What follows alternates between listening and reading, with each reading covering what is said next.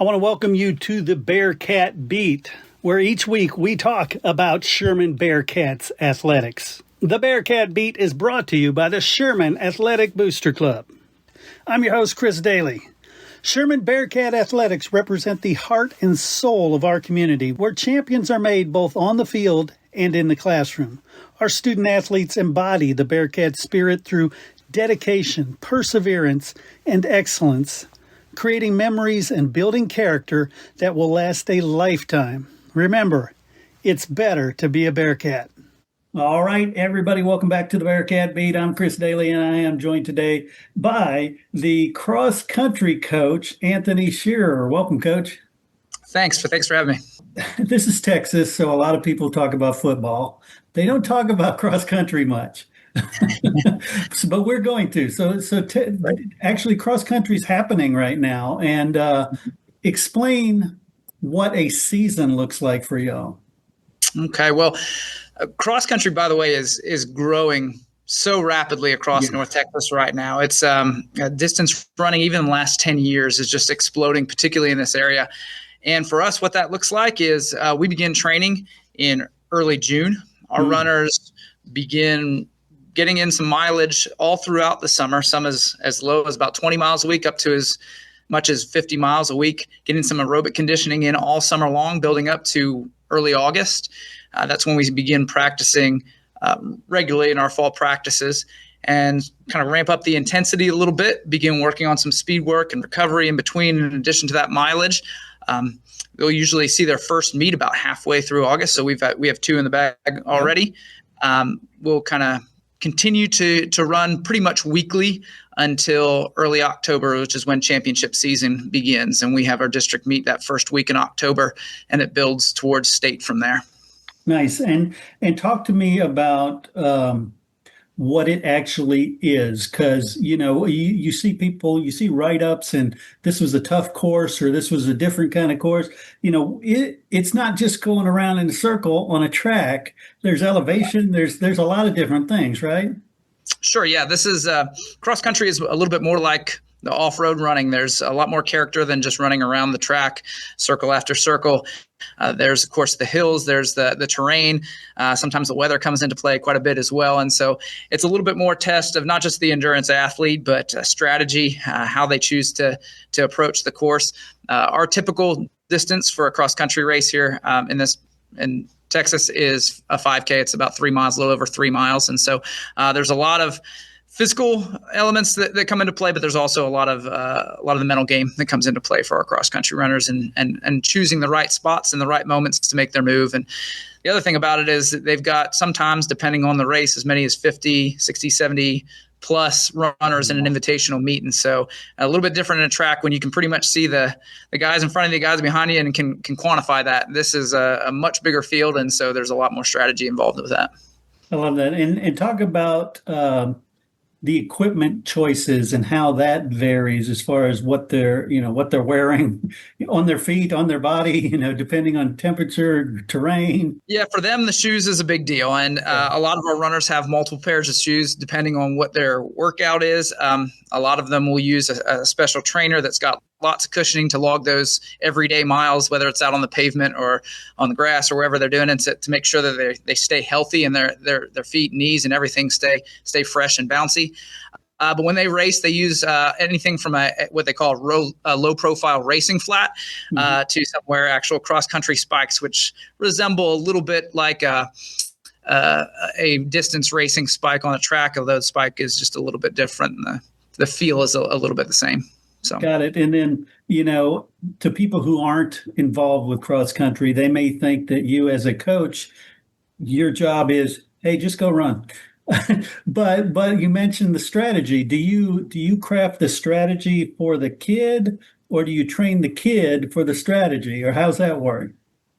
Each kid is very different, even their goals for a particular race. So it's about teaching principles and helping them learn to apply those principles on the course in the moment. The race never unfolds, just like any sport. The game never unfolds the way that you expect it to. Conditions change on the course.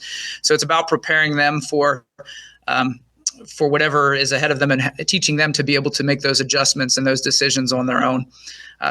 To be honest, the biggest part of what I do is preparing them with the training and trying to figure out how to train 50, 60 kids that all have their individual needs, that are all a little bit different kind of runners, and trying to make a training program and craft that and adapt that works for each one of them to be able to get the best out of them. Then on race day, I can be beside them and I can yell for them, but they don't even hear me half the time on the course anyway. So they're on their own, but they've been well trained in what they need to do at that point.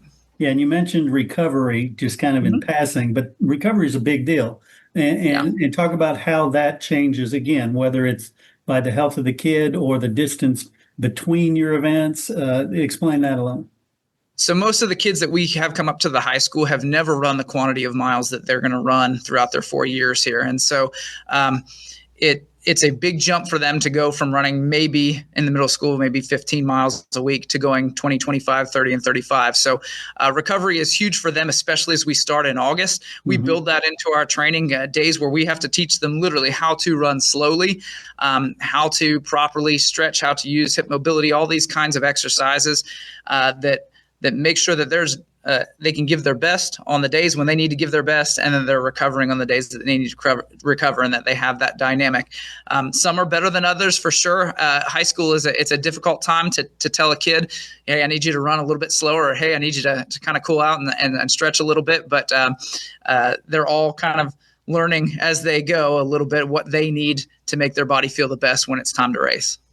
No doubt, no doubt. So let's talk about the couple of meets that you've already had. The Friday Night Hawk invite first. I guess that was the first one, right? Yes, that was our first meeting. So talk about how y'all did. Looking at the stuff you've reported, the team's doing really well. Yeah, well, off to a great start. That's one of our favorite ones to start the year off on. It's a 2-mile loop course. It's relatively flat, but it's on a Friday night. They put the park lights up there, and so the kids get to run a little bit under the lights. It's just a very different vibe for them, and so it's exciting to get out there. Our girls and boys both competed very well in that meet. I believe our boys finished 5th overall, and our girls 6th overall in a pretty competitive field. Yeah. 2-mile is usually we can't tell a whole lot about where we're at yet, but it's a great warm-up for us, and you can just tell in that meet, you can tell the excitement that our kids had to just be back racing after 3 months of just training in the heat in summer and not actually having anything to run for. You could tell that they were pretty excited to get out there, and they competed really well. Yeah, and who stood out in that one as far as individuals, whether it's in the varsity or the JV? So we're led this year by 2 seniors that are incredible runners. Caden Hernandez on the boys' side, who's been a 4-year varsity runner for us. He's been great all the way through. He was our first finisher for that meet. And came in the top 20 medal for us there, and really kind of set the tone for us. On the girls' side, we have another 3-year varsity runner, Sitlali Mendoza Hale. Sitlali's been 11th in the district the past 2 seasons. She's been very competitive in our district, and she led out our girls as well. She's definitely a little bit more of it. She can't wait for the 3-mile to come around, because the 2 miles a little quicker than she likes. She likes to go a little bit longer, but she led out our girls, and she's leading a group of freshmen this year. So we're excited about where she's going to take them. But she had the peak performance there for us on Friday night. Sweet. Well, let's jump to the TCS Invitational. Tell me about what that one was, how it was different, and then again, how some of the kids did. Yeah, so this was a little bit different for us. That was our first 3-miler of the year. Another great thing about it is it's kind of right here in our backyard. It was over at Pecan Grove Park, which allows us to run in front of a lot of home fans, a lot of their teachers, different people that they know from the community. They got to see them out there, and so they're always really excited to do that.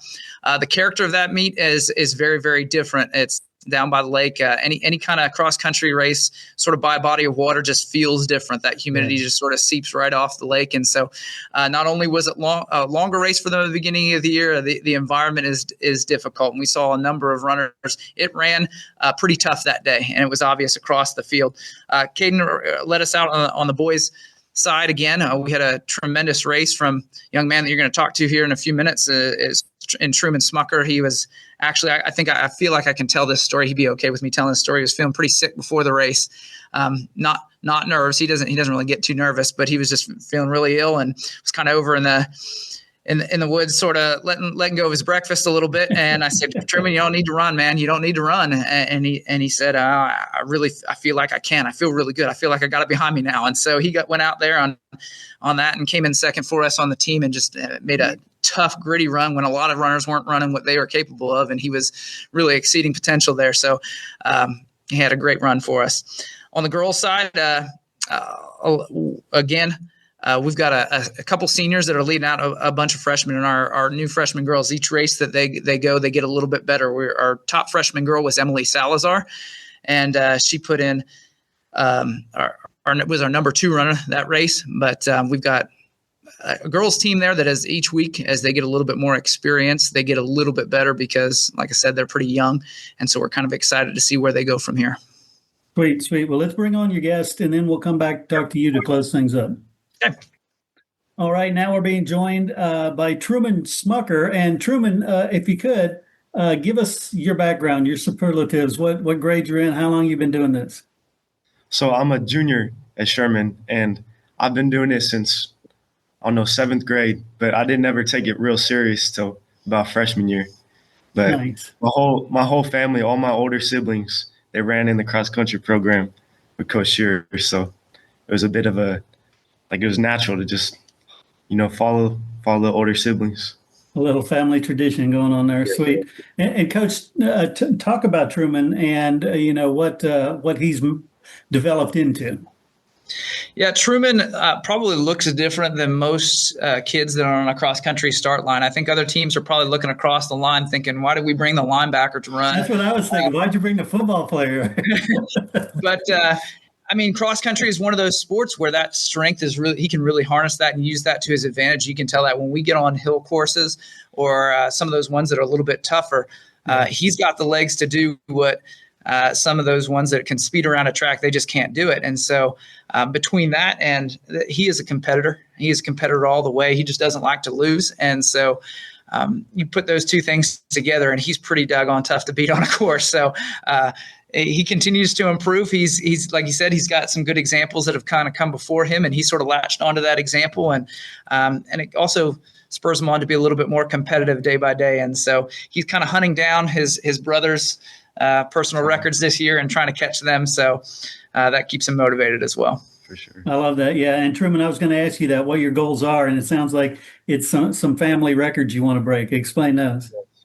So, well, I actually mentioned this because it's something they told me my freshman year is my brother. He was taking it real easy till I showed up. And then he really he locked in. He started running. I think he PR'd by a good minute or so his junior year when I was a freshman. So it's just, I kind of push him to get better. So I'm looking at him now and like, I'm going to follow what he did. Like, I'm going to push myself to get where he was. I love it. And talk about the last meet where you emptied your breakfast before you took off to run. Were you lighter after that? Is that the reason? I did feel it felt like a great weight off my chest a little bit. It was great.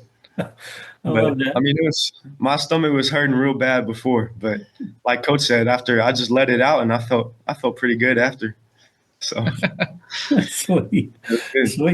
And so what does your season look like? When you're talking to your coach, how much of your training is internal and how much of it is coach has laid out this framework for you?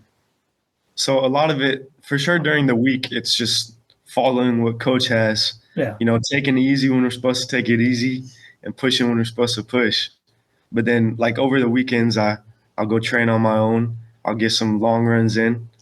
Just doing were those the right answers, Coach? It sounds pretty good to me. It sounds like he knows the plan. I love it. Well, and what's up next for you? What meet? We have the meet in Myers Park. It's a McKinney Boyd Invitational is this Saturday. It's a course that they know pretty well, and yes. Truman's run several times before. So, and it's one that's got some pretty devastating hills. So I think he's probably looking forward to this one. Actually, it's fun for me. I love it. Cool. Well, Truman, I want to thank you for joining us, and best of luck this season. Thank you. Cool. So, Coach, you mentioned that you've got one coming up, McKinney Boyd, you say? Yep, McKinney Boyd Invitational. It's at Myers Park down there in North McKinney. Mm-hmm. It's a course that we've run usually several times a year. And for the past, I don't know how many years, dozen of years. So it's a tough one. It's got a lot of hills, and our kids are really looking forward to it, though, because they like the challenge. So we're looking forward to that. Nice. That's this Saturday. Sweet. And I noticed on the roster there's somebody with the same last name as you. Yeah, that's my daughter. And what grade is she in, and how's she doing? She is a freshman, and so we're very excited to have her up here. She is kind of a split time. She's also swimming right now, so she's training between cross country and swimming. She just really likes that aerobic kind of style running, but it's fun to have her as part of the team, and she's the oldest, so we'll be interested to see if the others follow in the footsteps and decide to stick with it and carry that on. But right now we're having a lot of fun, because being a coach, I don't always have as much time as I'd like to spend time with the family. So this brings my family into what I'm doing. So that's really fun. Yeah, that's very cool. I know in any sport, anytime you get to coach your own kid, it's kind of special. And hopefully it's a case of just quality time and not being too much harder on them just because they're your kid. No, it's been really positive. She doesn't listen to a thing I say, which is what I would expect from that. So that's why I have an assistant coach. She listens to him a little bit more. I love it. So let's talk about the season for you. What does it look like? What are the goals for the season? We're kind of right in the middle stretch right now. We won't have it. This past weekend was our only weekend off really until the end here. So we have meets every weekend here in September. We are trying to round into to hit our championship season at our peak. So these next couple weeks are us still ramping up a little bit. As we get towards the end of September, we start to taper down just a little bit to make sure the legs are fresh for our district meet that first week in October. We have probably one of the most competitive 5A districts for distance running cross country with teams like Lovejoy, which is a national cross country program that is well recognized, McKinney North, which certainly is elite, and so many other good teams. So our girls, we're hoping we can round these freshman girls into competitive kind of some competitive times that we can put forward a team that really challenges to be able to get through in district. Our boys have a little bit tougher of a sled to push, but we're kind of trying to key off Caden, our front runner there, try to push that whole group. They are definitely competitive within themselves. So the goal for both of these teams always is to compete well at district and advance to the next round. And so that doesn't change year in and year out. As we expect to be a playoff type team. Mm-hmm. And so we continue in that progression, getting ready for that as we continue throughout our season. Sweet. And how does playoffs work in cross country? And, because in football, the top four go. What is the ruling there for cross country? So in the district meet, they take the top three teams, which in our district is a pretty narrow crop. You're usually going to have one or two teams that are very, very good that could compete in other districts and go through fine that won't make it. But we're used to that, and we know that, and we're prepared for that. So, and then from there, they would go to the regional meet. And the regional meet, there are the four regions in Texas, so they'll take the top four teams out of the regional meet to the state. You can also qualify as an individual from the district meet. If you're in the top 10 and not part of one of those teams that advance, then you can also move on as an individual as well. Sweet. Well, Coach Shearer, I want to thank you so much for sitting down with me. Best of luck this season, and I'll be following you all year. Absolutely. Thank you for having me. Appreciate you. This is just one of the many amazing things that the Booster Club accomplishes throughout the year for all sports. If you're interested in joining the Sherman Athletic Booster Club, or if you want to purchase some merchandise to show your Sherman Bearcat love, you can visit the website at shermanisd.net under the Athletics tab. Hey, Coach. Lone Star Gridiron has been the leader in Coach's Show podcasts for 20 years, and now you can get your own Coach's Show podcast each week during the season as a fundraiser for your booster club. Yes, booster clubs all over are using these podcasts to help their sports programs. You get to share the stories of your program and your kids to a huge audience and make money.